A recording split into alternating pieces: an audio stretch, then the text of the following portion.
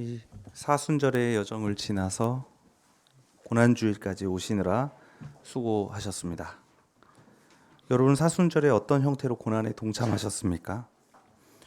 좋아하는 일 또는 좋아하는 음식을 멈추신 분도 있을 것이고 또 그 시간을 기도로 채우신 분도 있을 것입니다. 또 우리는 매주 성서일과 본문과 교우님들의 기도를 따라서 함께 묵상했죠. 저는 교우님들의 그 진실한 마음과 고요한 목소리에 마음이 차분해지고 겸손해지기도 했습니다. 또 우리는 특별히 이태원 참사 희생자들과 그 유가족들에게 연대하고자 분향소를 찾아가기도 했습니다. 각 등대 조모임을 통해서도 연대하셨을 겁니다.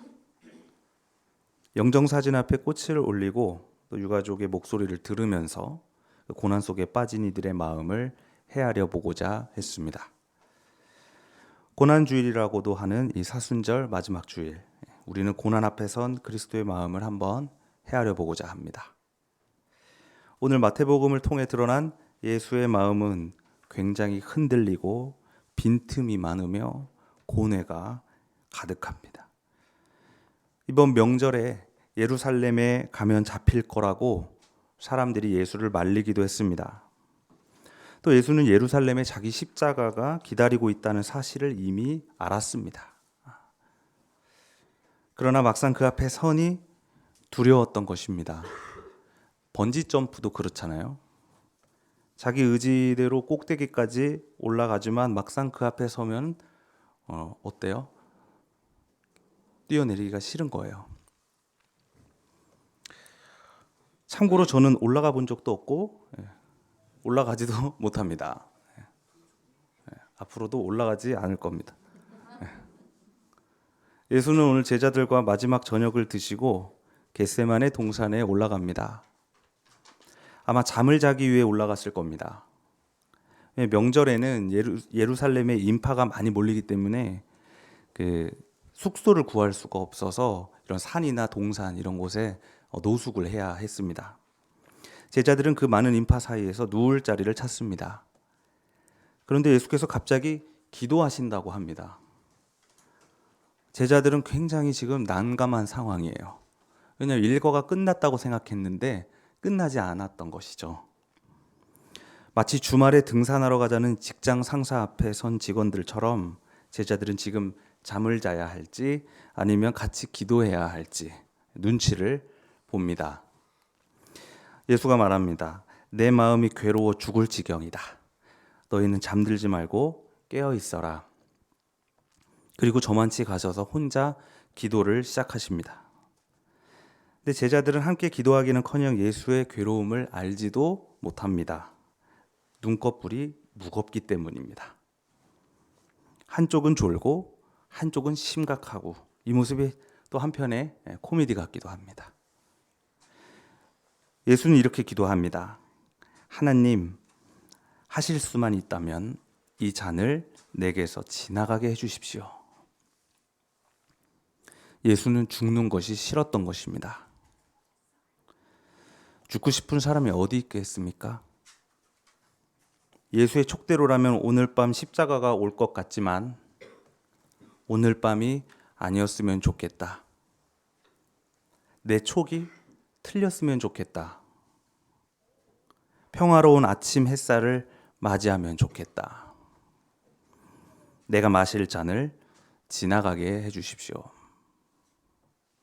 예수는 안절부절 두려운 마음에 다시 제자들을 찾아갑니다. 혼자 그 공포를 이겨내기에는 십자가가 너무 무겁습니다. 그런 예수의 마음을 아는지 모르는지 제자들은 완전히 뻗어 있습니다. 예수께서 베드로를 깨우면서 원망을 담아 말씀하십니다. 1시간도 깨어 있을 수 없느냐? 너희도 나와 같이 기도하자. 이 밤이 마지막 밤이라고 누가 알았을까요?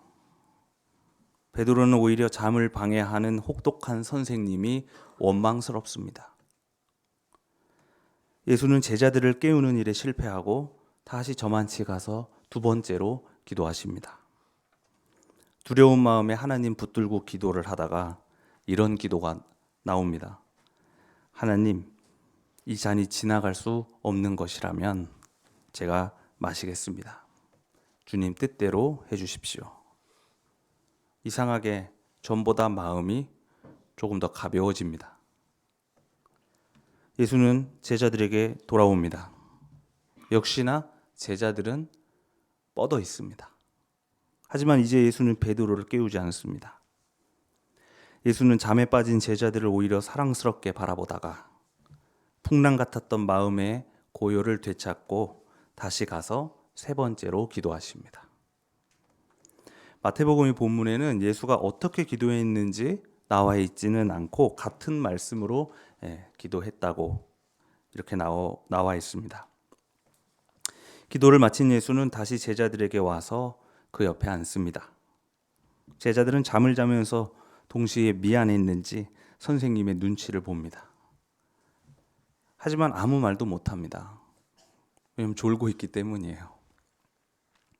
예수가 오히려 제자들을 안심시킵니다. 이제 남은 시간은 자고 쉬어라. 첫 번째 기도에서는 잔을 지나가게 해달라고 했습니다. 두 번째 기도에서는 지나갈 수 없는 잔이라면 마시겠다고 했습니다. 기도할 때마다 바뀌는 것이 마음입니다. 기도할 때마다 마음이 더 깊어지고 하나님께로 다가가고 있습니다.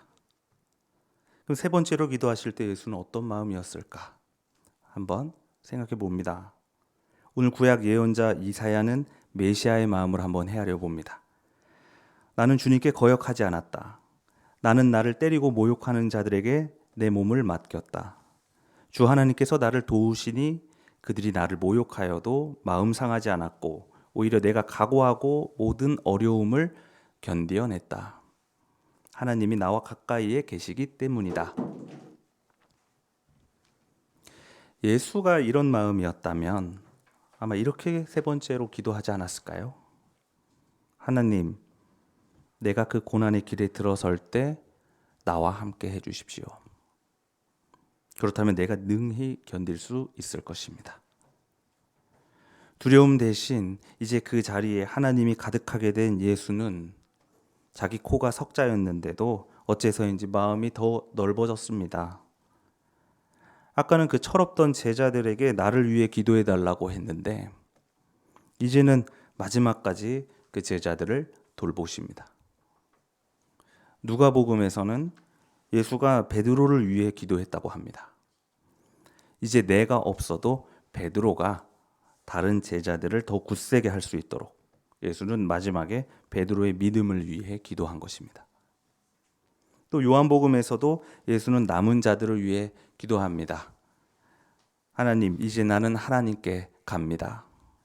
그러나 여기 남은 자들이 있으니 이들을 박해로부터 지켜주시기 바랍니다. 이렇게 요한복음에서는 기도를 하죠. 겟세마네에서 예수의 세 번째 기도는 자신이 아니라 제자들을 향해 있었을 겁니다. 그리고 이것이 바로 오늘 우리가 헤아려야 할 그리스도의 마음입니다. 바울은 고난 주간에 들어선 우리에게 이 그리스도의 마음을 품으라고 합니다.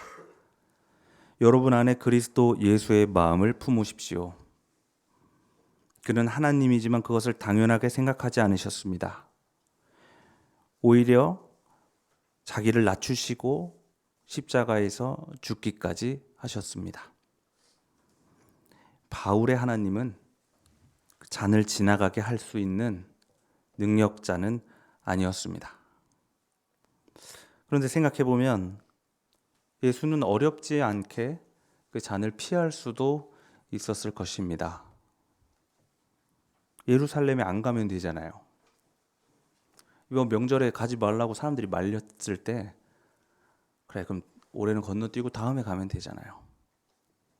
외면하면 되잖아요. 자기를 낮추지 않고 하늘에서 내려오지 않으면 되지 않겠습니까? 예수가 스스로 선택한 길입니다.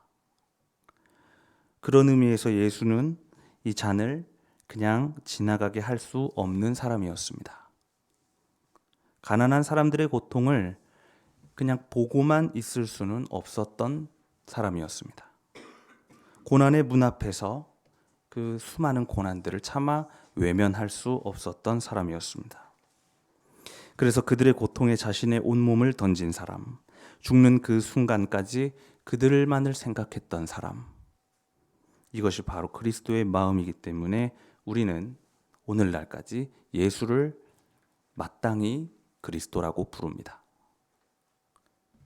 서촌의 궁중족발을 지키던 시절이 있었습니다. 깡패 용역을 동반하니 강제 집행이 10번도 넘었습니다. 하루는 강제 집행이 들어온다는 소식을 받고 그 새벽에 한 30명 정도의 사람들이 궁중족발 안에 모여서 용역들을 기다리고 있었습니다. 용역들이 나타났다는 신호를 받으면 모두 뛰어나가서 건물을 둘러싸고 몸으로 막는 것이 작전이었습니다. 그때까지는 고요한 새벽을 잠시 누립니다.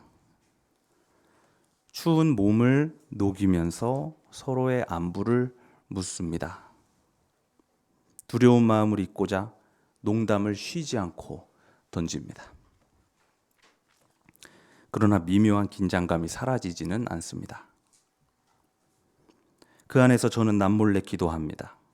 주님, 가능하다면 이 잔을 지나가게 해주십시오. 용역들이 오늘은 오지 않게 해주십시오. 우리가 새벽부터 모인 이 수고가 헛되었다고 아침이나 먹으러 가자고 그렇게 농담하면서 흩어지게 해주십시오. 하지만 눈을 떠봐도 두려운 마음이 사라지지는 않습니다. 아침이 되고 조용한 골목에 햇빛이 들어옵니다. 촉이 옵니다. 그 햇빛의 느낌이 달라요. 나 오늘은 오겠다. 점점 시간이 다가온다는 뜻입니다. 기도가 바뀝니다. 주님, 이 잔을 피할 수 없는 것이라면 오늘 아침 우리와 함께 해주십시오.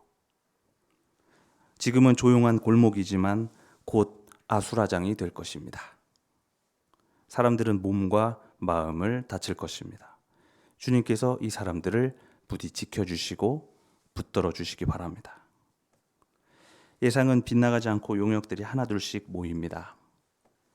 사람들은 나가서 서로의 팔짱을 끼고 띠를 만들어서 건물을 지킵니다. 이제 의지할 수 있는 것은 서로밖에 없습니다. 이것이 제가 경험한 겟세마네였습니다. 사랑하는 교우 여러분, 고난주일, 고난의 문 앞에 선 우리에게 주님께서는 들어오라고 고난으로 초대하고 있습니다. 그러나 사실 저는 여러분에게 우리 고난에 동참하자고 말하고 싶지는 않습니다. 왜냐하면 여러분이 다치는 것이 싫기 때문입니다. 그러나 우리가 그렇게 외면한다고 해서 이 고난이 사라지는 것은 아닙니다.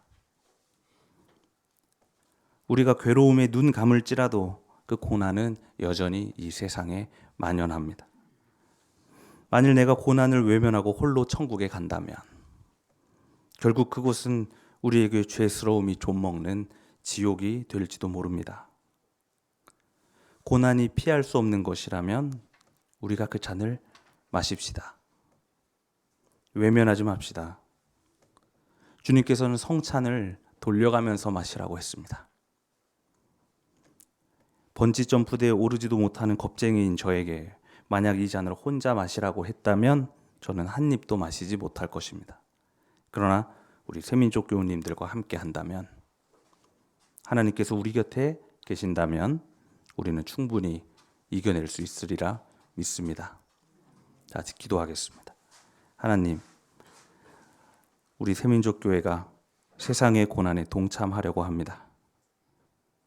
제주 4.3, 세월호, 이태원, 이 참사를 당한 희생자들, 그리고 그의 유가족들, 그리고 쫓겨나는 상인들과 노동자들, 혐오 아래에서 존재를 부정당하는 소수자들, 우리가 그들의 마음을 어찌 다 헤아릴 수 있겠습니까? 그러므로 고난 앞에 선 우리에게 그리스도의 마음을 헤아릴 수 있는 지혜를 주십시오. 우리에게 고난을 외면하지 않을 수 있는 용기를 주십시오. 물론 힘든 싸움이 될 것입니다. 그 투쟁 가운데 우리 곁에서 모든 교우들을 다 붙들어 주시고 한 사람 한 사람 다치지 않도록 지켜주시고 주님의 날개와 그 방패 아래에서 우리를 보살펴 주시기 바랍니다.